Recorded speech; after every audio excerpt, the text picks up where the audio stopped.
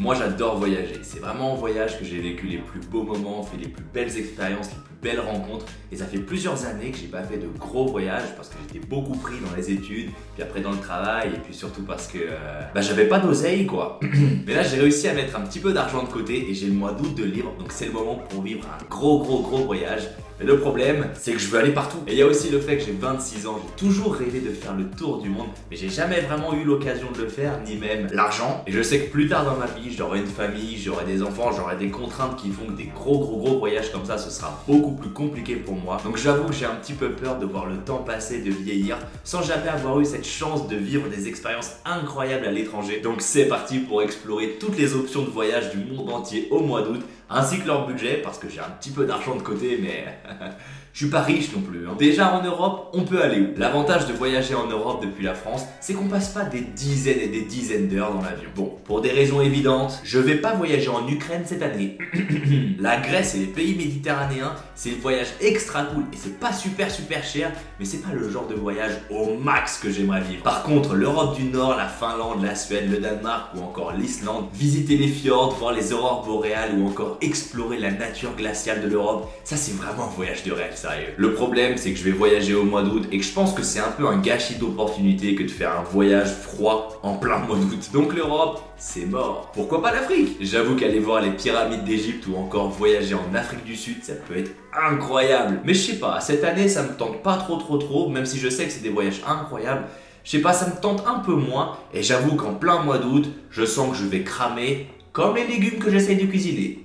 Explorons l'Amérique maintenant, clairement les States, moi ça me fait rêver. Que ce soit New York City, Washington DC, Miami, Austin Texas, Las Vegas ou encore San Francisco, je veux tout voir. Mais là par contre, je pense que ça va me coûter une blinde au max. Et je pense que les States, c'est un super voyage à faire entre potes. C'est vraiment des voyages incroyables à faire en amis. Et là cette année, moi au mois d'août, je vais voyager tout seul. D'ailleurs, dis-moi en commentaire si t'as déjà voyagé seul ou si ça te tente, si ça te chauffe de voyager tout seul. Moi c'est vrai que j'ai déjà fait plusieurs voyages tout seul et c'était à chaque fois des expériences incroyables. Même si j'avoue qu'au début, avant de faire le premier voyage tout seul, j'avais un petit peu peur, j'étais pas serein, j'étais pas trop sûr.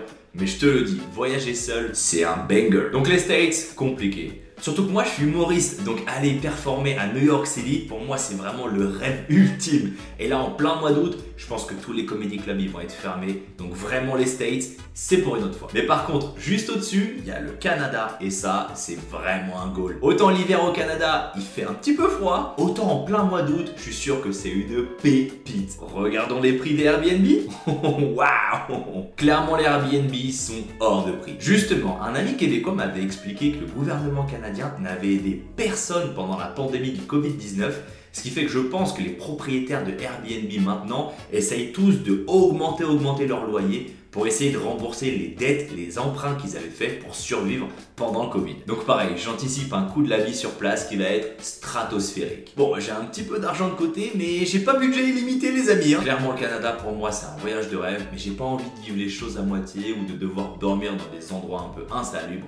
Donc le Canada, c'est pour plus tard aussi. Continuons les recherches. L'Amérique du Sud, pareil, ça doit être des endroits incroyables à visiter, mais un peu comme les pyramides, cette année je me sens un peu moins d'y aller, je sais pas, je suis un peu moins en confiance d'y aller. Je sais pas, je passe peut-être à côté du voyage de l'année, c'est vrai que voir le Machu Picchu ce serait incroyable, mais je préfère y retourner quand j'aurai fait un peu plus de voyages et quand je serai prêt pour vraiment le choc des cultures, de pouvoir l'encaisser et l'apprécier au maximum. Allez, on continue la recherche en Asie. Et bah justement, précédemment j'ai déjà fait un gros voyage, j'ai passé 2 mois en Inde. D'ailleurs j'ai fait un film de mon voyage qui est disponible ici sur ma chaîne YouTube, le lien est dans la description les amis. Et justement, ça c'est un voyage où il faut être vraiment prêt pour le choc des cultures.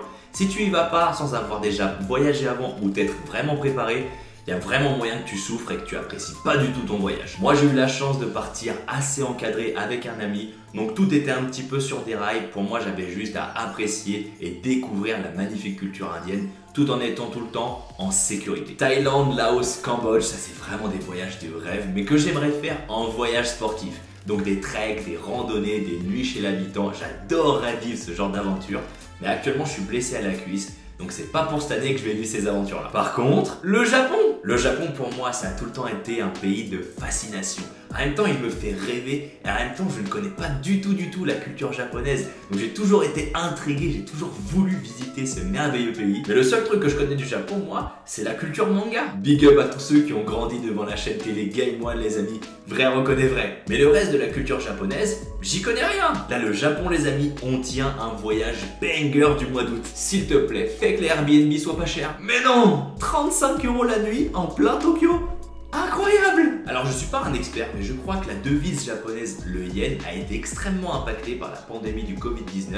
En fait, par rapport aux autres devises, comme nous, l'euro ou le dollar, le yen a chuté énormément, ce qui fait que pour eux, le coût de la vie sur place n'a pas forcément drastiquement changé, mais vis-à-vis de nous, tout est devenu beaucoup moins cher. Donc pour nous qui utilisons l'euro au quotidien, c'est un moment unique pour y aller. Bon, par contre les billets d'avion, là je vais morfler. Air France 14 heures sans escale, ça tapait 1200 €. Bon, c'est clairement pas donné, mais je trouve que c'est assez cohérent d'un voyage en avion de la France vers le Japon. Et c'est fait les amis, au mois d'août, je serai au Japon. C'est parti pour admirer des geishas, visiter les temples japonais ou encore voir des matchs de sumo. D'ailleurs s'il vous plaît les amis, aidez-moi en commentaire. Moi j'y connais rien du tout à la culture japonaise, que ce soit les quartiers à éviter à Tokyo ou les expériences absolument à faire ou les traditions que je devrais absolument respecter sur place. S'il vous plaît, aidez-moi dans l'espace commentaire. Si vous avez déjà voyagé au Japon, si vous avez des expériences avec le Japon ou si vous avez des connaissances de ce qui se fait ou ce qui se fait pas du tout sur place, s'il vous plaît,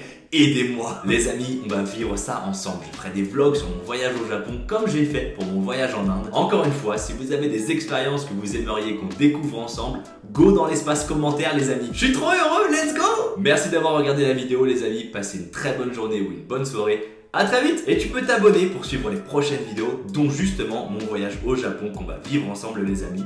Bye bye!